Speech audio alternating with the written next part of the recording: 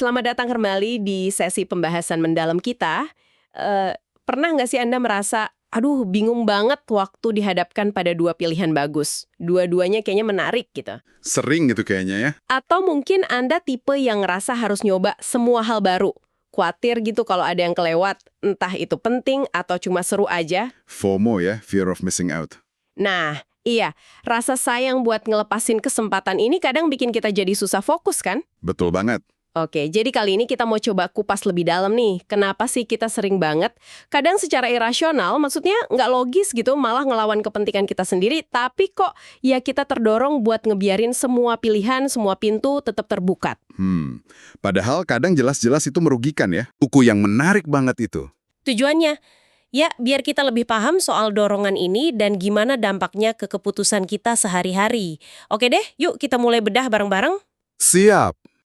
Sumber kita ini langsung ngasih beberapa contoh dilema yang kayaknya cukup relevan ya buat banyak orang. Ada cerita soal Joe, dia mahasiswa MIT. Universitas teknologi top itu ya. Iya, dia galau berat milih antara dua jurusan. Arsitektur, ini beneran passion dia banget, sama ilmu komputer yang prospek kerjanya bagus, plus itu juga harapan orang tuanya. Wah, dilema klasik tuh. Passion versus prospek. Versus prospek dan harapan orang tua ya. Masalahnya, dua jalur ini mata kuliahnya beda banget. Kalau dia fokus ke komputer, ya pintu ke arsitektur ketutup. Sebaliknya juga gitu.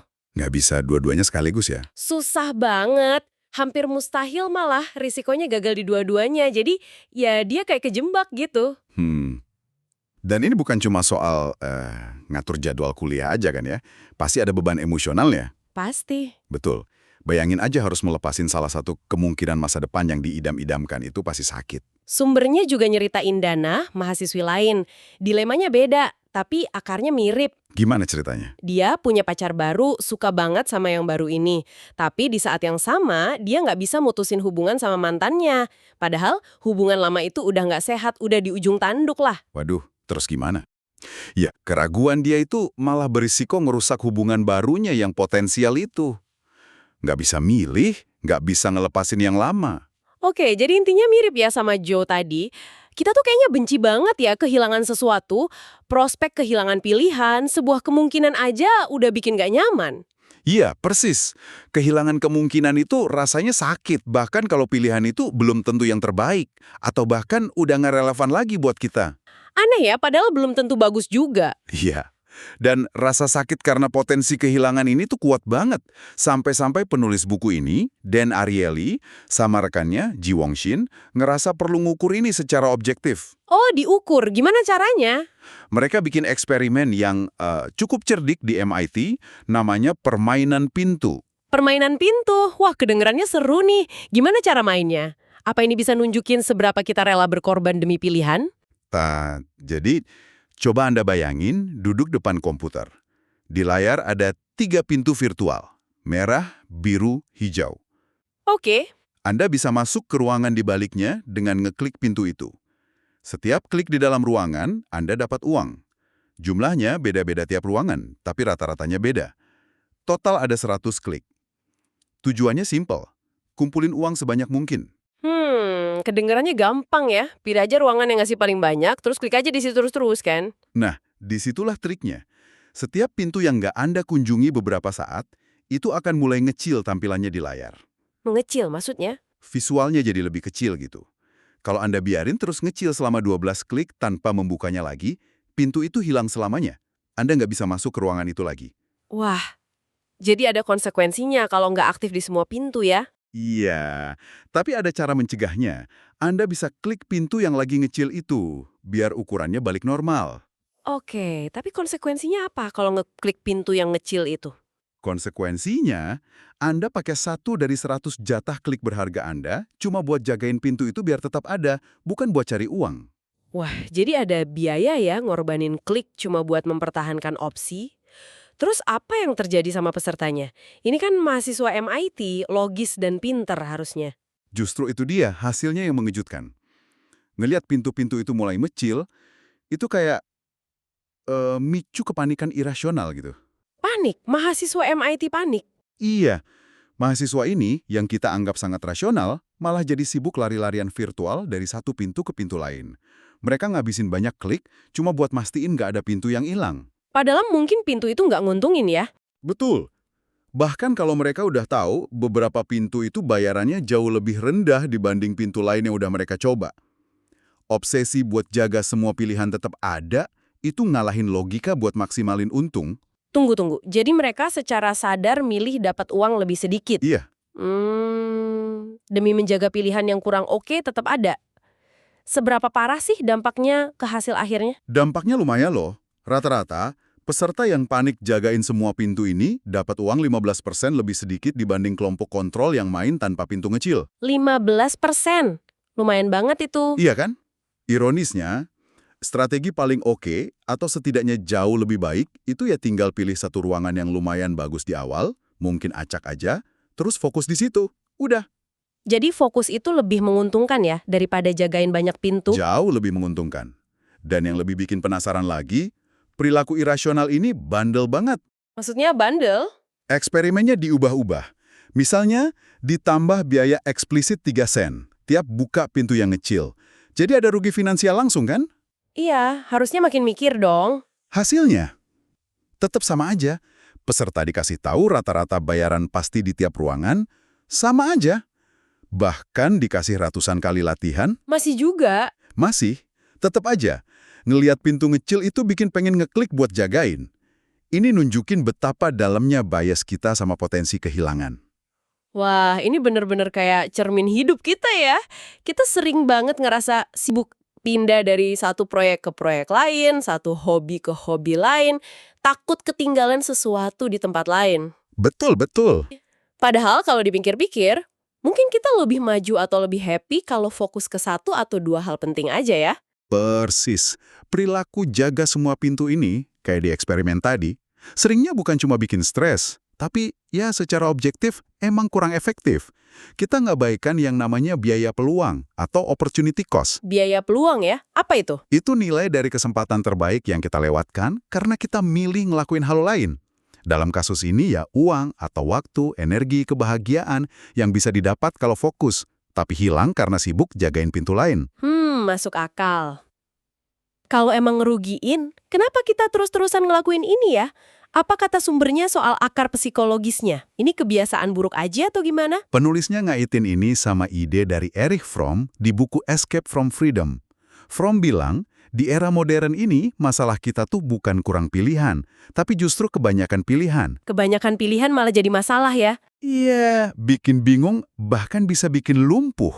Ada tekanan dari luar dan dari dalam diri buat nyoba segalanya, jadi segalanya, nggak mau ketinggalan apapun. Oh gitu. Yang menarik di sini tuh, dorongan buat jaga opsi tetap hidup ini kayaknya fundamental banget. Mungkin udah bagian dari kabel otak kita jadi bias kognitif gitu. Bias kognitif, maksudnya? Kita secara alami itu lebih sensitif sama potensi rugi daripada potensi untung.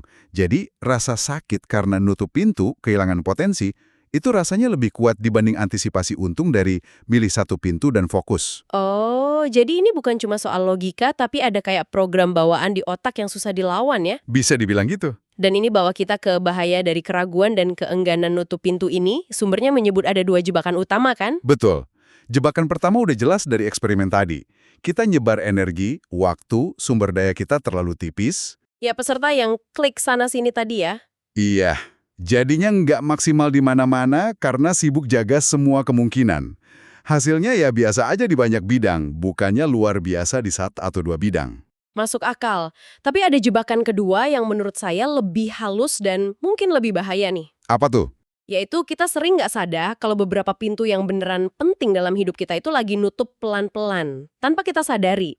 Oh iya, bener juga. Kita terlalu sibuk sama pintu-pintu kecil yang berisik atau yang kelihatan jelas mau nutup. Persis. Sumbernya ngasih contoh yang cukup nyelekit. Masa kecil anak-anak kita. Masa kecil anak, gimana maksudnya? Pintu kesempatan buat bangun ikatan yang dalam, buat hadir sepenuhnya, lihat mereka tumbuh kembang, itu kan waktunya terbatas banget. Iya sih, nggak bisa diulang. Nah, kalau kita terlalu fokus kerja, kejar target, atau kesibukan sosial lain, tanpa sadar pintu emas itu makin sempit, dan suatu saat akan nutup. Kita nggak bisa putar waktu lagi. Duh, iya juga ya.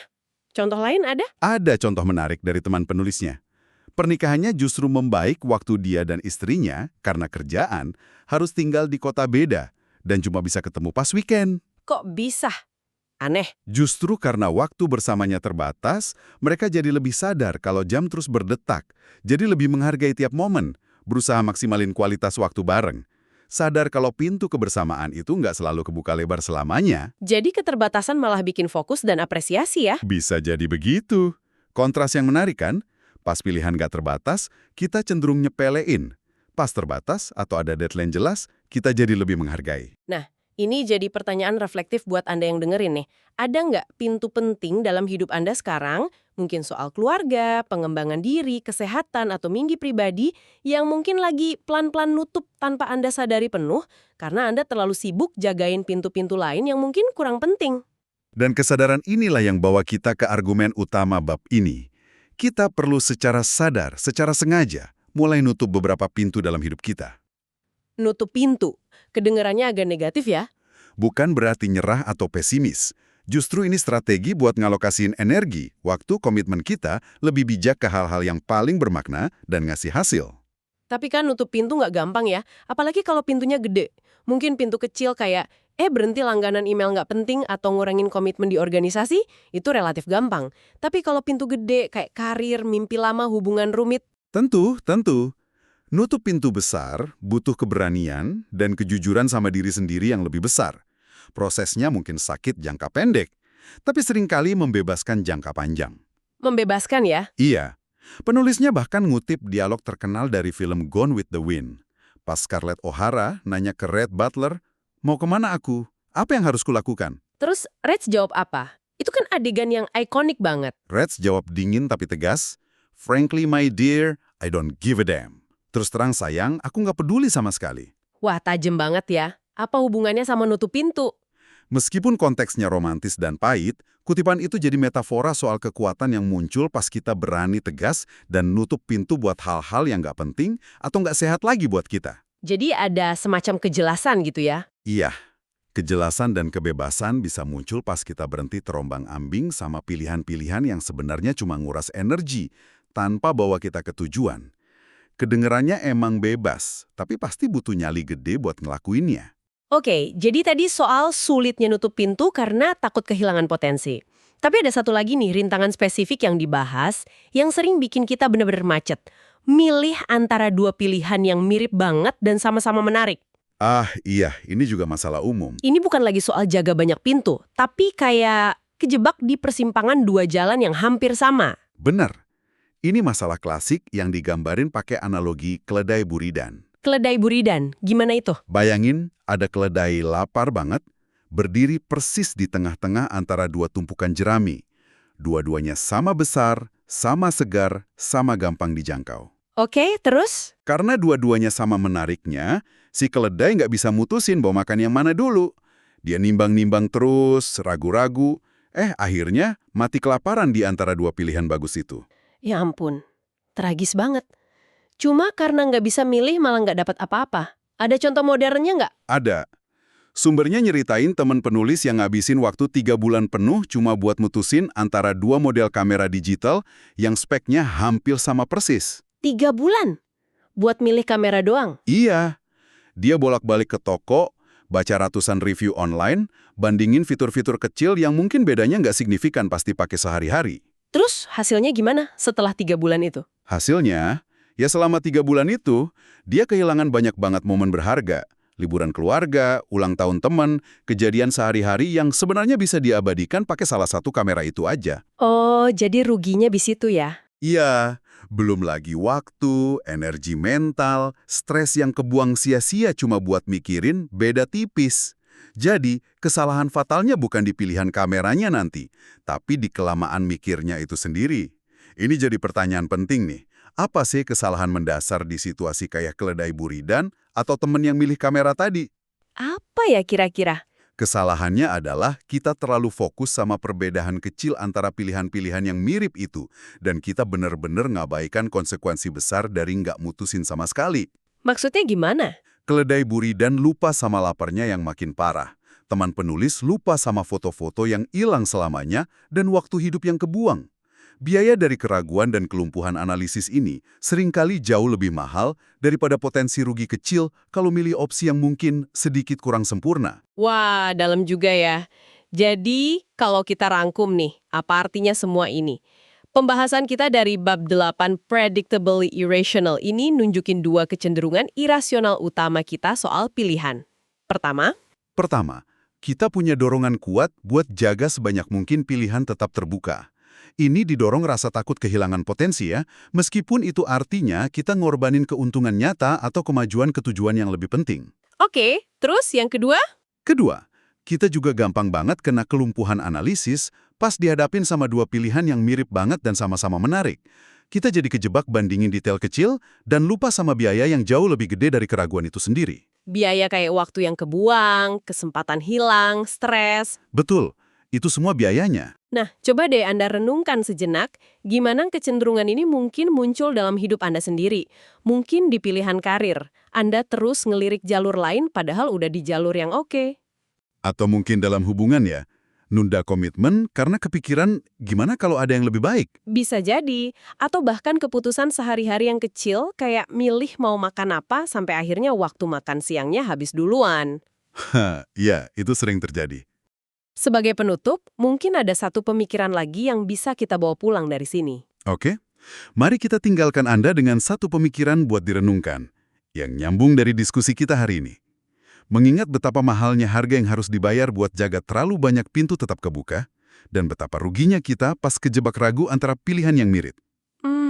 Mungkinkah nilai terbesar dalam hidup ini justru nggak terletak pada pilihan yang nggak terbatas, tapi pada kekuatan dan keberanian buat berkomitmen? Komitmen ya? Iya. Mungkinkah kebebasan sejati itu kadang ditemukan bukan dalam bingungnya milih dari banyak pintu, tapi dalam keberanian buat milih satu pintu dengan sungguh-sungguh, masuk ke dalamnya, dan dengan sadar nutup pintu-pintu lain di belakang kita? Coba pikirkan tentang itu. Menarik sekali. Terima kasih banyak sudah menyimak penjelajahan mendalam kita kali ini. Semoga wawasan dari Predictably Irrational ini ngasih Anda perspektif baru ya, tentang cara kita ngambil keputusan, dan mungkin pintu mana dalam hidup Anda yang udah saatnya ditutup dengan lebih bijaksana. Sampai jumpa di pembahasan berikutnya.